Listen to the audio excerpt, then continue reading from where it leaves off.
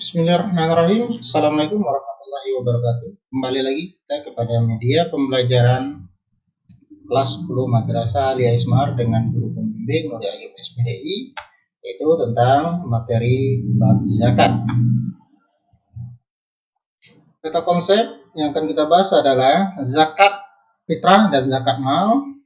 Definisinya, zakat itu adalah secara bahasa, zakat berarti suci, tumbuh, berkembang, berkah, dan bersih.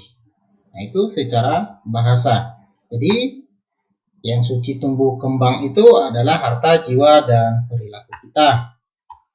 Kemudian secara terminologi, zakat menurut istilah Islam adalah kadar harta tertentu yang diberikan kepada yang berhak menerimanya atau mustahik dengan syarat tertentu pula. Zakat fitrah itu terbagi dari dua macam, yaitu yang pertama zakat jiwa atau dari zakat nafs, bisa kita sebut dengan sebutan zakat fitrah. Kedua yaitu zakat mal atau zakat harta. Yang pertama yang akan kita bahas adalah zakat fitrah. Apa itu zakat fitrah? Secara pengertiannya secara bahasa, fitrah itu adalah sifat pembawaan sejak daripada lahir. Secara istilah, adalah kadar harta yang diberikan kepada yang berhak menerimanya dengan beberapa syarat guna membersihkan dirinya dari perbuatan yang kotor dan keji bagi orang yang berpuasa pada bulan Ramadan. Kemudian, hukum zakat fitrah, mengeluarkan zakat fitrah wajib hukumnya bagi setiap muslim, yaitu fardu ain, berupa makanan yang mengenyangkan sebanyak 3,1 liter atau 2,5 kg beras. Kenapa harus beras? Karena makanan pokok kita adalah beras. Kemudian syarat wajib zakat fitrah yaitu beragama Islam, kemudian masih hidup saat terbenam matahari pada bulan Ramadan, kemudian mempunyai kelebihan makanan untuk dirinya dan keluarganya pada malam hari raya Idul Fitri. Landasannya kita untuk melaksanakan zakat itu adalah yang pertama dalam surah At-Taubah ayat 103, Allah menjelaskan, ambillah zakat dari sebagian harta mereka, dengan zakat itu kamu membersihkan dan mensucikan mereka, dan mendoalah untuk mereka, sesungguhnya doa kamu itu menjadi ketentraman jiwa bagi mereka, dan Allah Maha mendengar lagi Maha mengetahui. Dalam surah At-Taubah ayat 103. Kemudian ada hadis yang menjelaskan dari Ibnu Umar berkata, ia berkata Rasulullah SAW mewajibkan zakat fitrah sebanyak 1 sa' atau 2,5 kilo kurma gandum atas setiap hamba yang merdeka. Atas setiap hamba atau orang merdeka, laki-laki atau perempuan, kecil atau besar, dari orang Islam, beliau menyuruh melaksanakannya sebelum orang-orang pergi sholat Idul Fitri. Kemudian, waktu-waktu zakat fitrah yaitu pada awal atau pertengahan bulan Ramadan, pada akhir bulan Ramadan, dan berikutnya yaitu pada hari sebelum mengerjakan sholat Idul Fitri. Artinya sebelum sholat Idul Fitri pada tanggal 1 Syawal. Manfaat zakat fitrah, membuat gembira orang yang lemah dan tidak mampu pada saat hari raya, membersihkan diri dari sikap egois, menggunakan rasa syukur kepada Allah Subhanahu wa Ta'ala atas nikmat yang telah diberikan, mencegah orang-orang miskin melakukan kejahatan, serta hubungan kasih sayang antara pemberi dan penerima zakat akan terjalin bagi. Oke, jangan lupa kita untuk membayar zakat fitrah. Oke, itu saja untuk kegiatan pada media pembelajaran ini. Kita ketemu kembali di media pembelajaran berikutnya, yaitu tentang zakat mal. Kembali kita kepada media pembelajaran tentang zakat, itu tentang zakat mal, merupakan lanjutan dari media pembelajaran tentang zakat fitrah yang telah kita laksanakan tempo lalu. Zakat mal itu zakat harta. Jadi harta-harta tertentu yang kita miliki itu ada wajib kita zakatkan agar harta kita jadi tambah berkembang, tambah bersih dan menjadi yang tumbuh dan menjadi harta yang membawa kita untuk menuju surganya Allah. Jadi ini ada beberapa gambar yang menjelaskan tentang harta-harta yang dimiliki oleh seseorang, baik itu perhiasan, uang, berupa emas maupun yang lainnya.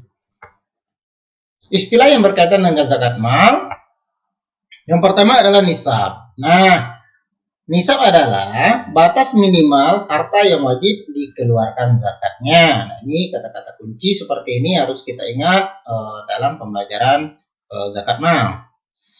Kemudian haul. Haul adalah batas minimal harta dari segi waktu telah mencapai 1 tahun atau 1 haul. Kemudian mustahik adalah orang yang berhak menerima zakat. Serta berikutnya adalah muzaki. Muzaki adalah orang yang wajib mengeluarkan zakat. Ada lagi istilahnya kadar. Kadar adalah berapa jumlah yang akan kita keluarkan dalam sekali kita mengeluarkan zakat harta tersebut. Nah, mau jadi mustahik apa muzaki?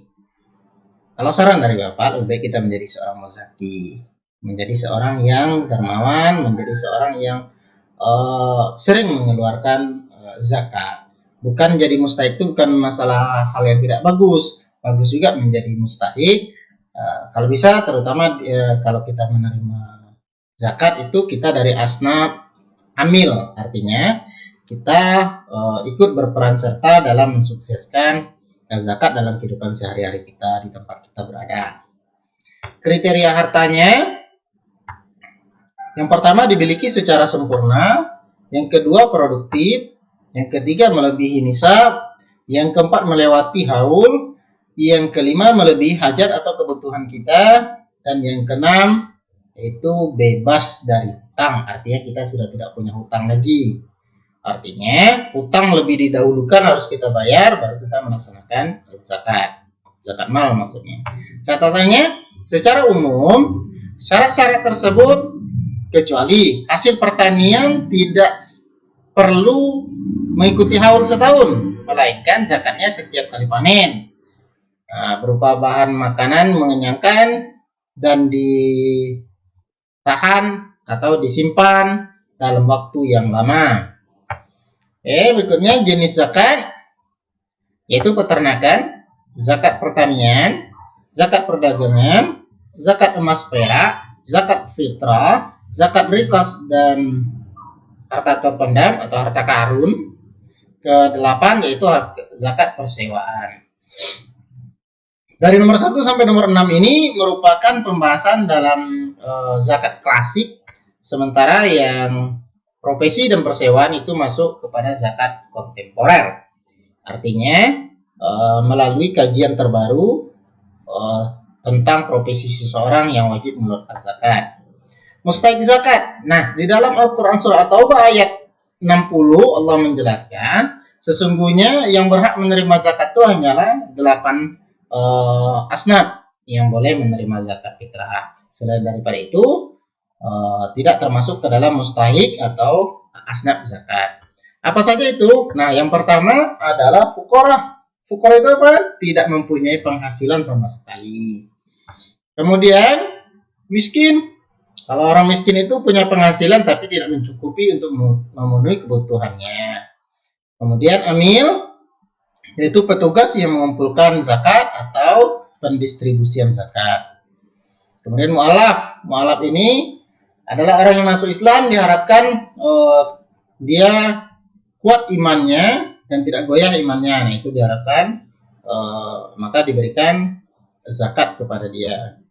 Kemudian memerdekakan budak, artinya yang menebus dirinya dari budak menjadi orang merdeka. Kemudian gharim, yaitu orang yang berhutang dalam menyambung hidupnya atau berhutang dalam jalan Allah dan bukan berhutang kepada hal-hal yang maksiat. Fisabilillah yaitu orang-orang yang berjuang di jalan Allah, termasuk para fuqaha, para guru, para santri yang berjuang di jalan Allah, yang menuntut ilmu untuk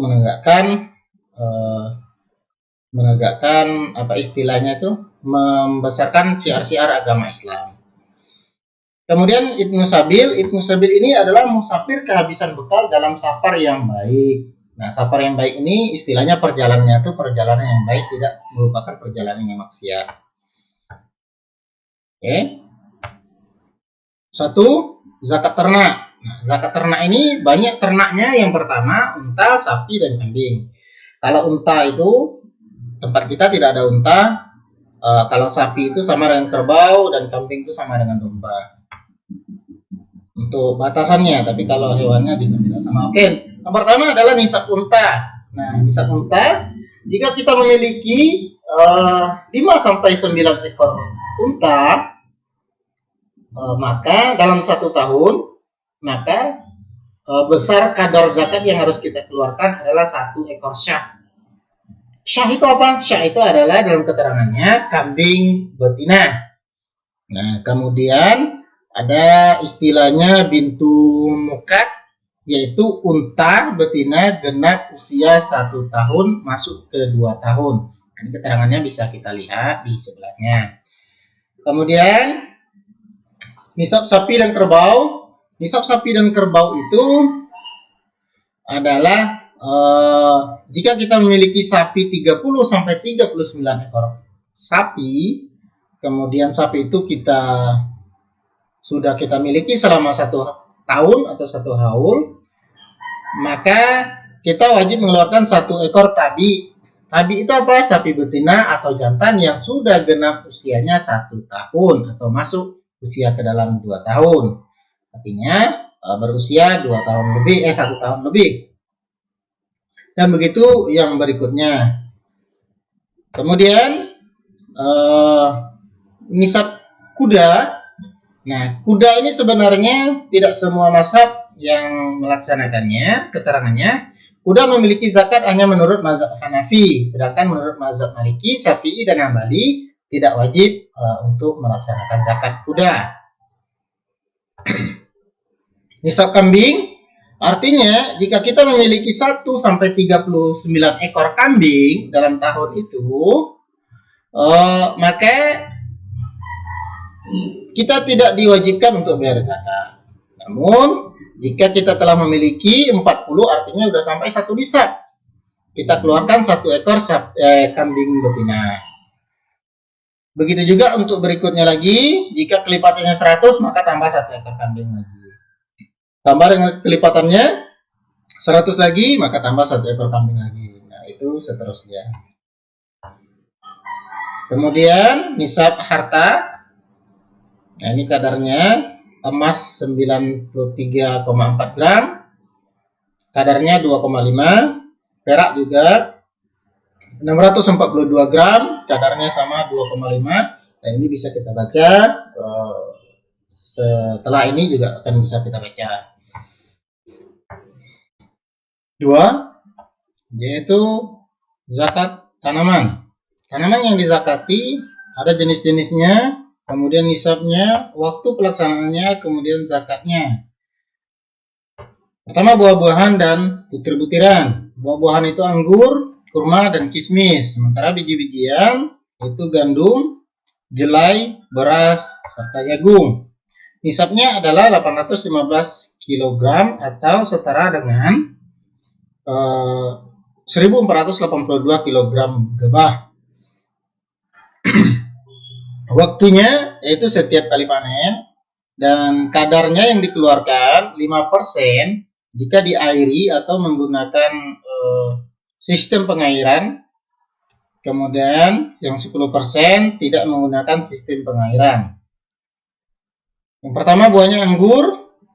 Ini ada kurma kering atau kismis. Kemudian ada gandum, ada jelai, ada beras, dan ada jagung.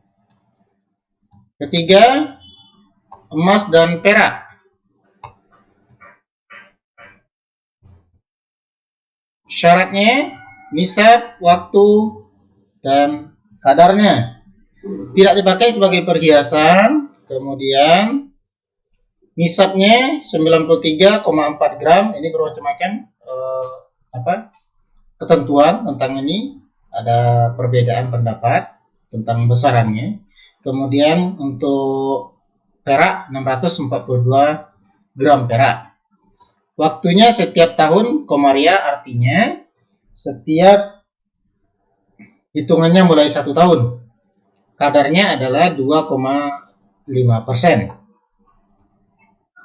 Keempat, zakat perdagangan, yaitu ketentuannya dihitung nilai barang yang akan diperdagangkan, kemudian nisabnya setara dengan nisab emas, kemudian waktunya itu 1 tahun komaria, artinya mulai bulan atau hitungannya itu 1 tahun, contoh seperti 1 Muharram sampai kepada 30 Zulhijjah, itu 1 tahun artinya. Kemudian yang masuk dalam perdagangan ini seperti industri, perhotelan, restoran, hiburan, ekspor impor, kontraktor, supermarket, real estate, percetakan, jasa notaris, rapel dan biro, salon, transportasi, perdagangan, dan sebagainya. Itu masuk ke dalam perdagangan. Harta rikas ataupun harta temuan, definisinya yaitu penemuan barang berharga peninggalan orang kafir masa lalu, atau bisa kita sebut dengan takorun lah. Kemudian tidak ada nisab. Kemudian waktu ditemukan, waktunya itu waktu ditemukan. Kalau zakatnya 20% jika emas atau perak, 2,5% jika bukan emas atau perak. Zakat profesi. Zakat profesi ini terjadi ikhtilaf, yaitu perbedaan pendapat antara dua ulama besar.